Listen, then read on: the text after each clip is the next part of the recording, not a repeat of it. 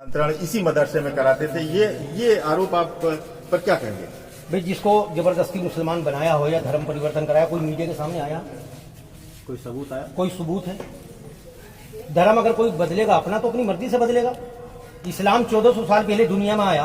आप एक शख्स थे मोहम्मद, उन्होंने इस्लाम की तबलीग की, प्रचार प्रसार किया, लोगों को खूबियां लगी कि बाकी इस्लाम एक ऐसा मजहब है कि इंसानियत का मजहब है। आज दुनिया में दूसरे नंबर की कम्युनिटी है, 2 अरब से ज्यादा मुसलमान हैं। एक आदमी ये साबित कर दे कि मेरी गर्दन पर तलवार रखकर या मुझे पैसों को लालच देकर मुसलमान किया हो। मेरे असलाफ और बुजुर्ग भी हिंदू थे, इसी देश के रहने वाले थे। मेरे असलाफ और बुजुर्गों ने इस्लाम की खूबियां देखी, ख्वाजा मोइनुद्दीन चिश्ती की खूबियां देखी, मोहम्मद रसूलुल्लाह की खूबियां देखी, साहबा की खूबियां देखी। वरना लोग कहां जिंदगी गुजार रहे थे इस्लाम से पहले? बच्चियों को जिंदा दबा देना, सती प्रथा, ये क्या था? ये इस्लाम के आने के बाद खत्म हुआ। एक सवाल और जो एटीएस ने कहा है कि इस मदरसे के जरिए बड़ा पैसा आता था बाहर गल्फ कंट्री से, इवन पाकिस्तान से कनेक्शन, ये सब सारी चीजें सामने आई। भैया, मुसलमानों पर ज़कात फर्ज है। 5 रुकन हैं इस्लाम के: ईमान, नमाज, हज, ज़कात, रोजे। ये इस्लाम की बुनियाद है। इनमें एक है ज़कात। जिस तरह गवर्नमेंट टैक्स लगाती है, GST, income tax, sale tax, इसी तरह इस्लाम ने अपने अनुयायियों के लिए, इस्लाम वालों के लिए, इस्लाम का पालन करने वालों पर 2.5% का टैक्स लगाया है। वो चाहे इराक का रहने वाला हो, ईरान का रहने वाला हो, वो मुझे भी दे सकता है, गरीब हो।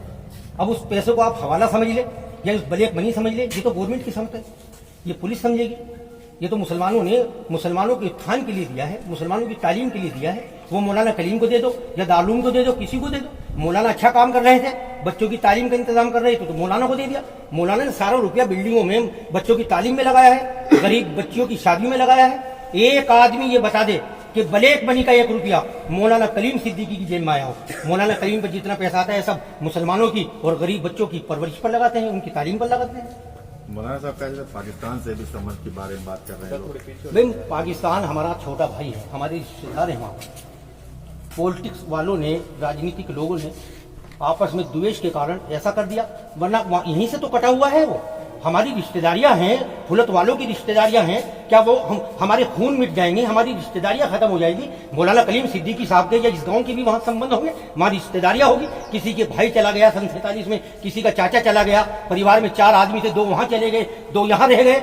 हमको हिंदुस्तान से प्रेम था, हम हिंदुस्तान में रह गए। उन्होंने मिस्टर जीना का हाथ पकड़ा, वो पाकिस्तान चले गए। लेकिन अगर वो मिस्टर जीना के साथ गए हैं, क्या गांधी वालों का उनसे संबंध और रिश्ता खत्म हो जाएगा? ये बताइए आप। सवाल ये भी है कि मौलाना ने शिक्षा के क्षेत्र में, यहाँ लोग बोल रहे हैं कि मदरसे बहुत स्थापित किए हैं, पूरे देश में किए हैं, तो ये कहाँ कहाँ पे इनके मदरसे इन्होंने बनाए हैं? मदरसा फुलत में है, 1-2 मदरसे और कहीं होंगे जो लोग बताते हैं, क्योंकि अच्छा काम कर रहे हैं। कहीं भी खोल सकते हैं आप। अगर कहें कि आप हमारे इलाके में तालीम का इंतजाम कर दीजिए, आप यहाँ चले जाएंगे। अक्सर मदरसा, ये सबसे बड़ा मदरसा फुलत में है इनका, जहाँ हजारों की संख्या में बच्चे आते हैं और हर साल यहाँ पर एक इजलास भी होता है। लोग उस इजलास में आकर रुपया भी देते हैं मौलाना को कि आप बिल्डिंग बनाओ, बच्चों की तालीम पर खर्च करो और किताबें खरीदो, बच्चों को वजीफे दो। क्योंकि मदरसों में जो तालीम होती है वो बिन पैसे होती है, बिन फीस के होती है। जो बच्चे यहाँ पढ़ते हैं वो गरीब बच्चे होते हैं, जिनके ऊपर किसी का सवाल और है कि 30 साल से करीब ये मौलाना जो है वो इस तरह के काम कर रहे हैं, लोगों की शिक्षा, गरीबों की शिक्षा को लेकर। 30 साल में कोई इस तरह के आरोप क्या लगे, और आज लगे तो आखिर क्यों लगे? भैया, 70 साल से कांग्रेस हुकूमत कर रही थी, किसी मदरसे पे एक आरोप बता दो। इस सरकार में मदरसे इन्हें दिखाई दे रहे हैं आतंकवादियों के अड्डे।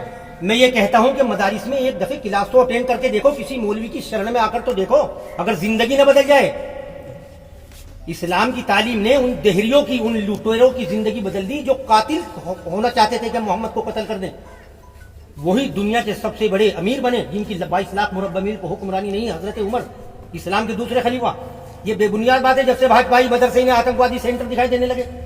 ये बच्चे बेचारे जो है डंडा नहीं चला सकते, ये तो तालीम करते हैं। इनका रहना सहना देखो। कहा गया कि उमर गौतम से भी संबंध था, जो इसके पहले गिरफ्तार हुआ था परिवर्तन। या कोई किसी से संबंध रख सकते हैं क्या? अच्छा आदमी होगा, अच्छे आदमी के अच्छे आदमी से संबंध होंगे। अच्छा काम कर रहा था उमर गौतम।